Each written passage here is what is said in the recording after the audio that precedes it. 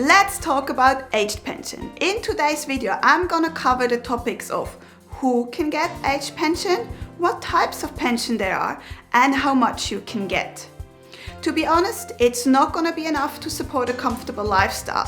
Therefore, we'll also talk about the benefits of part-time work.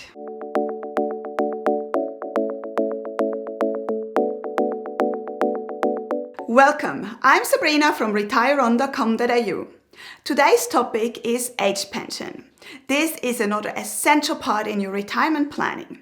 In a different video, we've already talked about superannuation. So in case your super's not big enough when you retire, you will have to rely on the aged pension. This is the social security system in Australia. It's the government support that should keep you out of poverty when you retire. How much you can get will depend on the income test and the asset test. So we'll talk about those to give you an idea if you're eligible and how much you could get and if your rates could be reduced. There are actually several types of pensions available in Australia. The aged pension, disability support, sickness and mobility allowance, bereavement allowance, wife pension, widow B pension, and carer payments and allowance. But for this video, we'll only be focusing on the aged pension. Aged pension is the basic government support. On top of that, you can get supplements if you're eligible. We'll talk about this later, but first, let's focus on who can get aged pension and how much that could be. So eligibility is determined by three factors. The first one is your retirement age, and this depends on when you're born. If you were born before July 1952, your retirement age is 65 years. If you're born between the 1st of July 1952 to the 31st December 1953, your retirement age is 65 years and 6 months.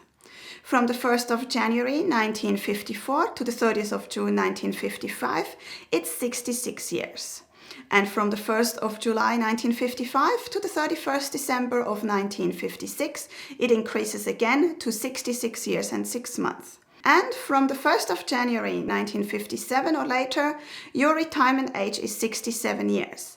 After that, the retirement age will go up 6 months every 2 years until the 1st of July 2023. The second factor determining your eligibility is called residency rule. In general, to be able to claim aged pension, you must have been an Australian resident for at least 10 years. For 5 of these years, there must not be a break in your residence. But of course, there are exceptions. If you would like to know more, please go down to the description and follow the link labeled residency rule. The next factor is the income and asset tests. The income and asset tests, they determine if you're eligible and how much you can get. The test that results in the lower rate is the one applied, so you will get the lower rate. That's not very nice, right? But what can you do? Let's talk about the asset test first. I've actually made another video about this one where I explain what's considered an asset, how its value is determined, and how this can affect your rate.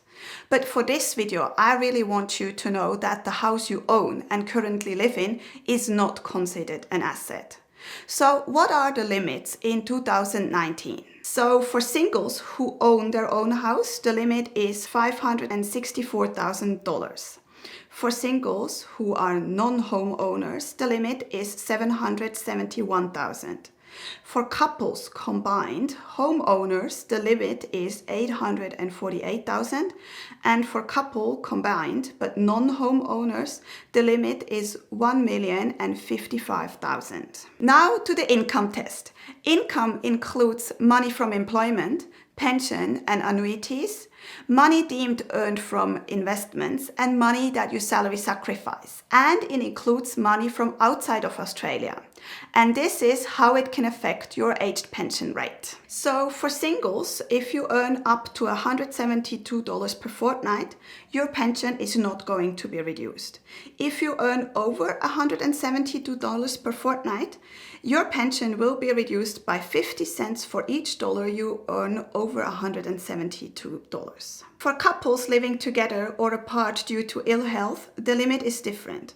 You can earn up to $304 per fortnight and your pension's not going to be reduced. If you earn over $304, your pension is going to be reduced 50 cents for each dollar over $304. Can I ask you a favor? If you like the information I've given you so far, please like this video and subscribe to my channel. I would really appreciate your support. So far we've talked about eligibility and how your rates may be reduced. But how big is the rate actually? Well, according to the Australian Department of Human Services, these are the current rates. Well, current for March 2019. So the maximum basic rate for singles is $843.60 per fortnight. For a couple combined, it will be $1,271.80. These are the basic rates, but you can actually get pension supplements. They are a combined payment of the pharmaceutical allowance, utility allowance, GST supplement, and telephone allowance. And the best thing is, you don't have to do anything special or apply somewhere to get it. Once you're eligible for your age pension, you'll get the pension supplements. It gets paid out automatically with your payments. Isn't this nice? And here is how much you can get. For singles, the pension supplement is $68.50 per fortnight. For couples combined, it's $103.20. And even more good news, there's also a thing called energy supplement.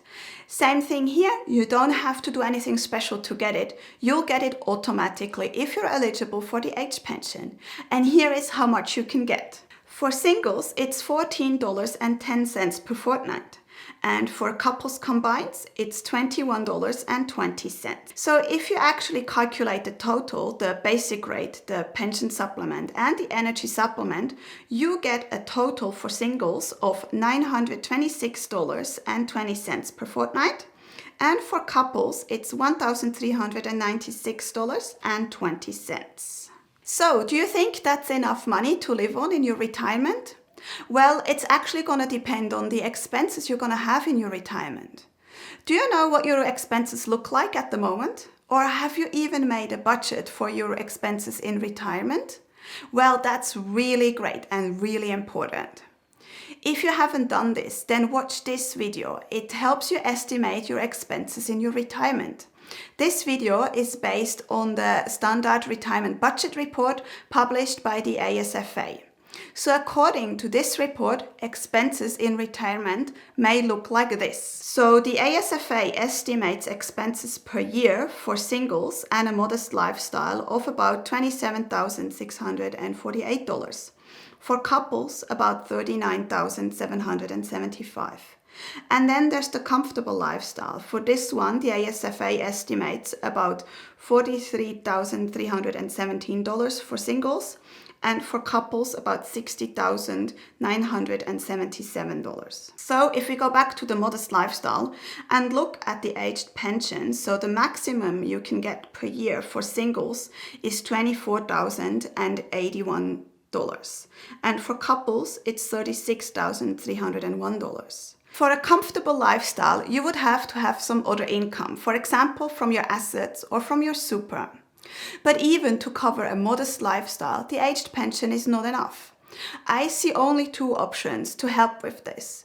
Either you make more money, more income, but if you go over the limit in the income test, your aged pension rates will be reduced.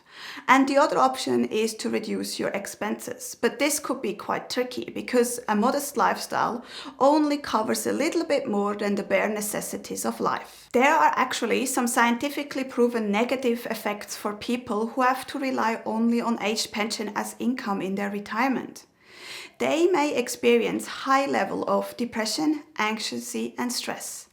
And they're likely to have limited social activities due to the lack of money. For example, they can't just simply buy a beer after playing bowls or golf. And retirees who still have to pay off a mortgage in their retirement are likely to be in a difficult financial situation. I can imagine that.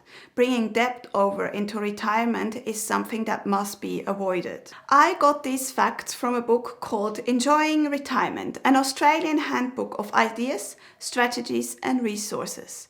This book summarizes the research findings to the question, what makes retirement enjoyable? There are actually quite some people who only rely on aged pension in their retirement. According to Money Smart, it's about 65% of all older Australians. As we've seen, this can be quite limiting and doesn't allow for a comfortable lifestyle in retirement. So if you haven't yet retired or just retired, you should consider working part-time. You're definitely not going to be the only older Australian who still works a bit after their retirement age. And there are actually quite some benefits to this, working part-time after the age of 65. It makes your retirement plan flexible. And it's quite a practical solution if you don't have enough savings, but retirement age is approaching. And it can help make your transition into retirement much more smooth. Some people really struggle with this full-time work to no work at all. And it keeps you socially and mentally engaged, and this is really good for your health. So this is what I wanted to share with you in this video. Let's have a quick overview again. Eligibility and rates are determined by 3 factors: your age, the residency rule, and the income and asset tests. Maximum rates only allow for a modest lifestyle in retirement. So if you haven't retired yet, you should consider increasing your savings or your assets. And maybe you should consider part-time work even if your retirement age has passed. There are actually quite some good benefits to this, as we've seen. I would love to know what you think about this subject and this video. Please let me know by commenting below and by hitting the like button. If you would like to further educate about everything retirement related, please subscribe to my channel and you'll get notified when I post a new video. Also, head down to the description to find a lot of useful links to everything we discussed in this video. And I want to let you know that if you buy a product through one of those links, I may get a small commission. This will help me keep making videos like this. Thank you so much for watching, and I wish you a fantastic day.